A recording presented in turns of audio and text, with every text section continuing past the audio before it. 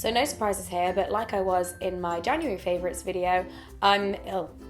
I'm just always ill. I always tweet about it when I'm ill, and you guys are like, why are you always ill?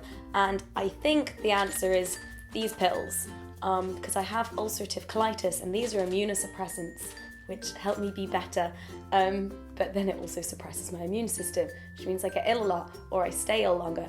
Also, I work really hard, and I don't rest as much as I should. So these guys are a non-favourite this month because I've just been on and off ill forever. But it's between having a cold every other week and shitting myself constantly.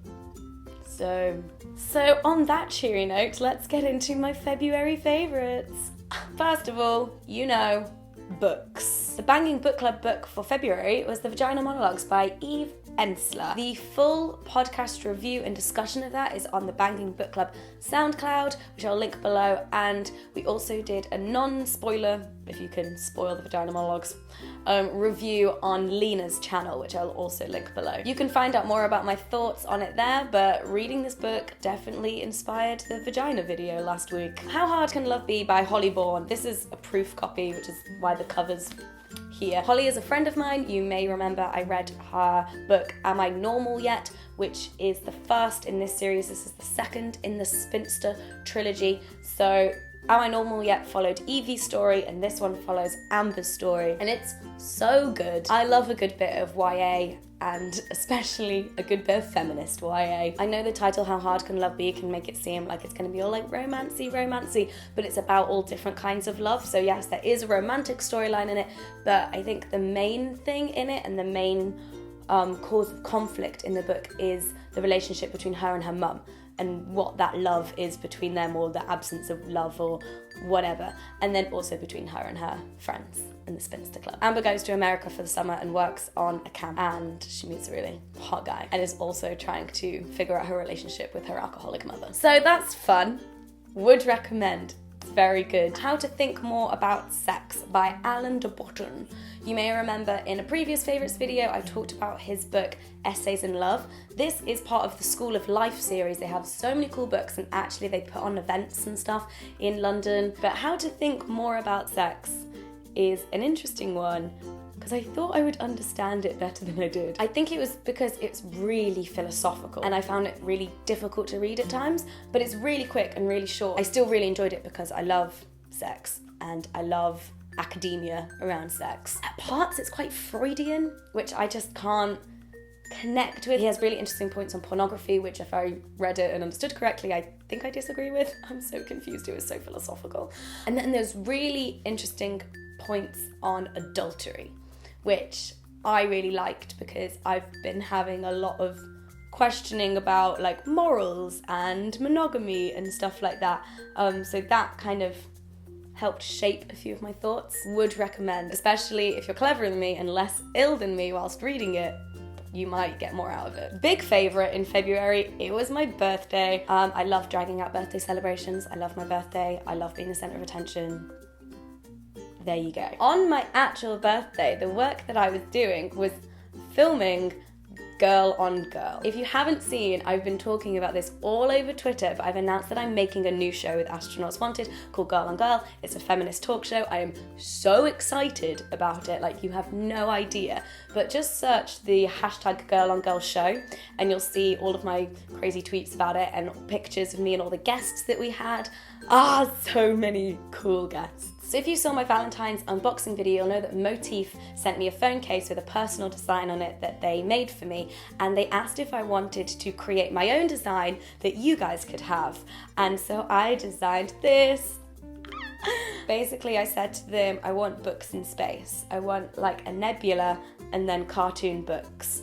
And that's what I have. I am obsessed with it. It is so cool, and you can get your own at Motif. There's a link in the description. They're only available for another week and then you can't get them anymore. So if you want one, please buy them. They're offering it at a reduced cost just for you guys. Books in space. Okay, TV shows. In February, I finally got around to watching Jessica Jones, and oh my god. I watched the first episode of it and I had to take a breather. Like, I don't understand how people binge watched it because it was just so shocking to me. I was like, And that was the feeling that stayed with me for the rest of the series. It was like my heart was racing, I was on edge, I was so stressed. I just wanted it to stop, but I also just couldn't stop watching. It was a very confusing time, but it is an incredible show. The evil character in it just, you know, when they just really creep you out and they really scare you. I'm sure loads of people have already had big conversations about this online, but I do think that it's really interesting the parallels that they made with characters that have like superpowers, but it very much at its core is about like an abusive relationship. I know I'm late to the party, but Jessica Jones, like, oh my god. If you haven't watched it yet, join the party. I mean, it's not a party, it's really not a fun time, but it's a great show. Films! I went to see Deadpool on Valentine's Day like everyone else because I'm so anti-establishment. Deadpool is amazing, it's absolutely hilarious, it's so tongue-in-cheek. I think everyone kind of gets what the tone of Deadpool is, but it's just so good. I'm gonna sneeze. I'm a massive fan of Marvel films and the Marvel Universe, and they didn't let me down.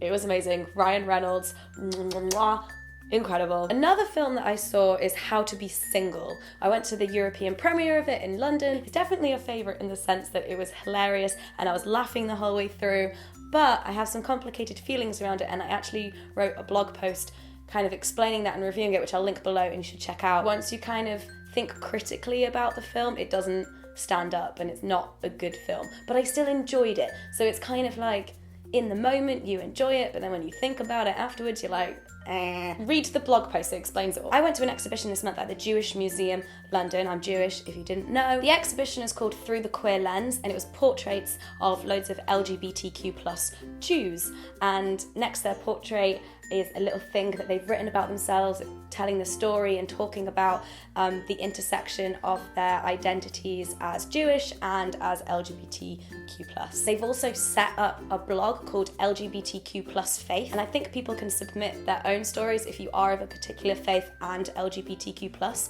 So I'll link that below if you want to find out more about it, and if you're in London, I would definitely recommend checking out the exhibition. The only thing I will say about it is that it definitely was celebrating both identities. It was celebrating being Jewish and it was celebrating being queer. There may have been a slight acknowledgement of it, but I kind of wanted more of an acknowledgement of actually the hardships of being LGBTQ+ and Jewish, and the history that comes along with having those identities kind of on your shoulders, your ancestral history of being Jewish, but then also the history of people who have the same sexual identity to you. It was very like, look at us, aren't we proud to be who we are, which is great, but I kind of felt like I just needed it to be grounded in something that was like, look how shit it was for the people before us. Also this month I went to see Marina and the Diamonds. She is a musician, she is a singer, she is absolutely incredible. I went with a whole bunch of my friends and we just had a blast. It was so fun. Her voice is incredible. If you don't know who Marina and the Diamonds is, definitely check out her music. It's kind of like pop and electronic. And finally, this month, I was in the same room as Emma Watson. I breathed the same air as her. I keep saying this, I'm a bit obsessed, but I went to this event which was an evening with Gloria Steinem and Emma Watson, where Emma Watson was interviewing Gloria about her feminism and about her book and her life and all of that kind of stuff. The reason why it's in my favourites is because I got to be in the same room as Emma Watson, and Gloria Steinem signed my book, which is really cool. This is her book, My Life on the Road. But it's not a massive favourite because I did feel really let down that there was no mention of intersectionality in their discussion on feminism. I've written a whole blog post about my thoughts on that, which I will link below, which you can check out. I'm actually uploading on my blog once a week, so you should go follow it for extra thoughts from me. That is it for my February favourites. I hope you enjoyed it. Please give the video a thumbs up and let me know in the comments things that you've been enjoying this month, and don't forget to subscribe because I make new videos every week. Bye!